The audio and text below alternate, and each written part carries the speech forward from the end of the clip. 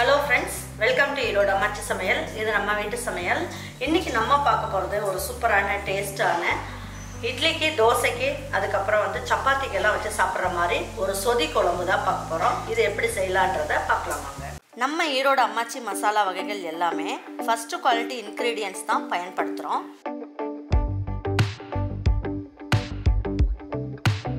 வாங்குற பொருட்கள் எல்லாமே முறையா ஜலிச்சு பொன் வறுவலா வறுத்து சரியான பதத்துல அரைக்கிறோம். அரைச்ச மசாலாவை நல்லா ஆற வச்சு மறுபடியும் ஜலிச்சு சரியான அளவுல பேக் பண்ணி உங்க வீட்டுக்கே சேஃப் அண்ட் செக்யூர்டா டெலிவரி பண்றோம். நம்ம மசாலா வகைகள் மற்றும் சத்து மாவு, ரெடிமேட் இட்லி மாவு, இடியாப்ப மாவு எல்லாமே நீங்க வாட்ஸ்அப் மற்றும் வெப்சைட்ல ஆர்டர் பண்ணி வாங்கலாம். இதுல ரொம்ப முக்கியமான விஷயம், இது full and full pure homemade masala. நம்ம எல்லாருக்குமே ஆரோக்கியம் தானேங்க முக்கியம்.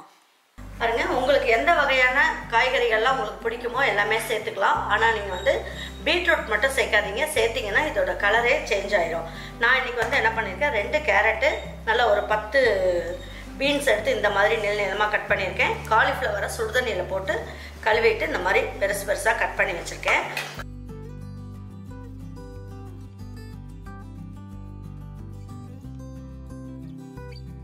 இதில் வந்து என்ன பண்ணலாம், 1 ஸ்பூன் அளவுக்கு தேங்காய் எண்ணெய் ஊற்றிடலாம். இது வதக்கெல்லாம் வேண்டாம், இதிலே தண்ணி ஊற்றிடுவோம்.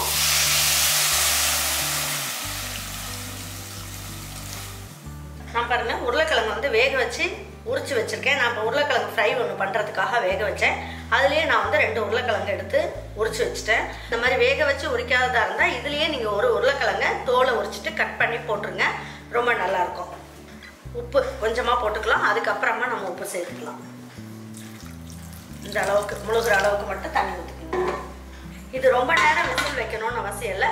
இது வந்து ஒரு 2 விசில் வந்த உடனே டக்குன்னு ஆஃப் பண்ணிடுங்க. இப்போ நம்ம இதுக்கு ஒரு மசாலா ரெடி பண்ணிக்கலாம். பாருங்க, இதில் என்ன பண்ணியிருக்கேன், 1/4 ஸ்பூன் அளவுக்கு மிளகு எடுத்திருக்கேன், 1/4 ஸ்பூன் அளவுக்கு ஜீரகம், 1/2 ஸ்பூன் அளவுக்கு சோம்பு போட்டிங்கன்னா நல்ல மணமாக இருக்கும்.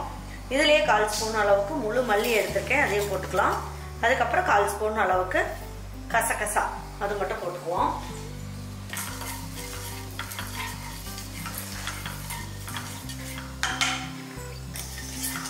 இந்த மாதிரி ட்ரை ரோஸ்ட் பண்ணியாச்சு. இதுக்கு மேலே நீங்கள் மசாலா எதுவும் சேர்க்காதீங்க. இப்போ இதை எடுத்து ஒரு மிக்ஸி ஜாருக்கு மாற்றிக்கலாம். இதை வந்து பல்ஸில் போட்டு எடுத்துக்கலாம். பல்ஸில் போட்டு மீதி இருக்க மசாலா இதிலே போட்டு அரைச்சிக்கலாம். எதுக்காக நான் இப்படி போட்டு நம்ம வந்து பண்ணலாம் அப்படின்னு சொன்னேன்னா, இந்த மாதிரி பண்ணும்போது பவுடர் வந்து சீக்கிரமாக ஆயிடும், அதுக்காக. சரி, இப்போ 1 ஸ்பூன் அளவுக்கு தேங்காய் எண்ணெய் சேர்த்துக்கிறேன். தேங்காய் எண்ணெய் சேர்த்து இந்த சொதி வச்சிங்கன்னா ரொம்ப நல்லாயிருக்கும். பாருங்க, இதில் 1 இன்ச் அளவுக்கு இஞ்சி போட்டுக்கலாம். ரொம்ப மசாலாம் போட வேண்டாம். 3 பூண்டு போட்டுக்கலாம். இப்போ 4 பச்சை மிளகாய் மட்டும் சேர்த்துக்கலாம். இதுலேயே என்ன பண்ணுவோம், ஒரு 6 முந்திரி பருப்பு போடுறேன். உங்களுக்கு முந்திரி பருப்பு இல்லை அப்படின்னா 1/2 ஸ்பூன் அளவுக்கு, அதாவது டீஸ்பூனில் 1/2 ஸ்பூன் அளவுக்கு பொட்டுக்கடலை சேர்த்துக்கலாம். இந்த அளவுக்கு வதக்குனீங்கன்னா போதும். இப்போ இதை எடுத்து இந்த நம்ம பொடி பண்ணி வச்சுருக்கோம் பார்த்தீங்கன்னா, அதிலே சேர்த்துடலாம்.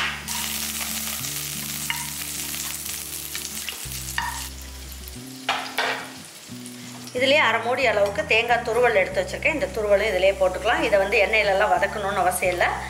இதில் வந்து பச்சையாக அந்த மாதிரி வதக்காத பெரிய வெங்காயம் எடுத்து கொஞ்சமாக போட்டுக்கோங்க.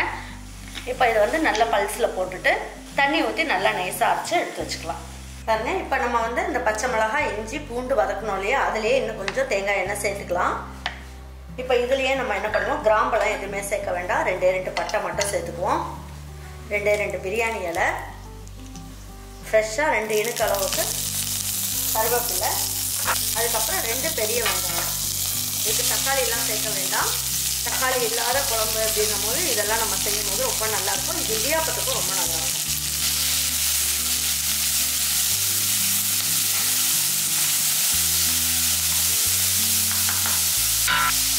இந்த வெங்காயம் வதங்கும் போது இந்த குருமாவுக்கு தேவையான அளவுக்கு உப்பையும் இந்த ஸ்டேஜில் போட்டுடலாம். இதுக்கு வந்து நம்ம மஞ்சள் தூள்லாம் சேர்க்க வேண்டாம்.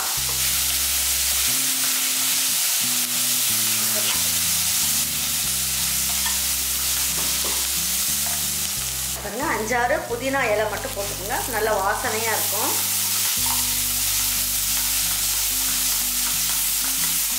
பாருங்க இந்த குருமாவை பொறுத்த வரைக்கும் இந்த சொதி குழம்புக்கு ஒரு 1/4 ஸ்பூன் அளவுக்கு சுகர் போடுங்க. உங்களுக்கு பிடிக்கலைன்னா அவாய்ட் பண்ணிடுங்க. பாருங்க ஒரு உருளைக்கிழங்க வேக வச்சு கட் பண்ணி எடுத்து வச்சிருக்கேன். இதையும் சேர்த்துக்கலாம். லேசாக ஒரு வதக்கிடலாம். வெங்காயம் இதெல்லாம் நல்லா வதக்கிட்டுக்கலாம். இப்போ வந்து காய் வெந்துருச்சான்னு பார்ப்போம்.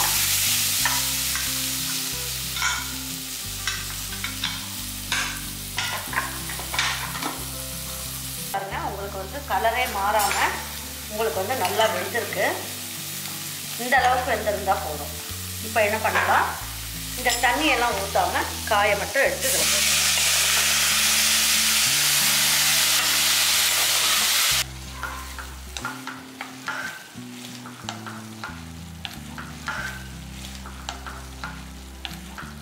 இந்த அளவுக்கு வதக்கினா போதும். ஏன்னா நல்லா ஏற்கனவே நல்லா வெந்ததுனால ரொம்ப நேரம் வதக்கணும்னு அவசியம் கிடையாது. இப்போ நம்ம அரைச்சி வச்சிருக்க விழுது பாருங்கள், இந்த அளவுக்கு நல்லா நைஸாக இருக்குது. இப்போ இதையும் இதில் ஊற்றிடலாம். நம்ம எதையுமே பச்சையாக போடல, வெங்காயம் மட்டும்தான் நம்ம அதில் சேர்த்தோம். அது இந்த குழம்புக்கு நல்லா டேஸ்ட்டு கொடுக்கும். ரொம்ப நேரம் வதக்கணும்னு அவசியம் கிடையாது. இப்போ இந்த தண்ணியை, அது வேக வச்ச தண்ணியை சேர்த்துடலாம்.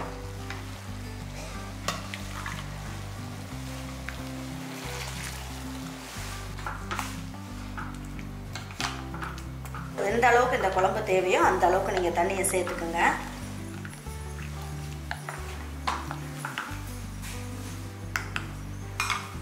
இது ரொம்ப நேரம் கொதிக்கணும்னு இல்லை, ஒரு 3 நிமிஷம் கொதிக்கட்டும். லேசாக தட்டை மூடி வச்சிடலாம். லேசாக ஓப்பனில் தான் வச்சிருந்தோம். இப்போ எடுத்து பார்க்கலாம். இது பாருங்கள், இது ரொம்ப நேரம் கொதிக்கக்கூடாது. கொதிச்சிருச்சு அப்படின்னா இந்த குழம்போட டேஸ்ட்டும் மாறிடும். இப்போ இந்த வெங்காயத்தோட இனிப்பு சுவையும் இதில் வந்து இறங்கி குழம்பு பாருங்கள், இந்த குருமா பாருங்கள் நல்ல ஜம்முன்னு சூப்பராக இருக்குது. வெஜிடபிள்ஸோட கலரும் மாறாமல் இருக்குது. இது பரிமாறும் போது என்ன பண்ணலாம், 1 ஸ்பூன் அளவுக்கு தேங்காய் எண்ணெய் சேர்த்துக்குங்க. சேர்த்துட்டு அதுக்கப்புறமா எடுத்து வச்சு பரிமாறிக்கிங்க. ரொம்ப நல்லாயிருக்கும். இதுலேயே கொஞ்சமாக மல்லி இலையும் தூவி விட்டுடலாம். வாங்க இப்போ எப்படி வச்சு பரிமாறலாங்கிறத பார்ப்போம். பாருங்க நல்லா ஊத்தாப்பம் நல்லா பஞ்சு மாதிரி ஊற்றி வச்சுக்கலாம்.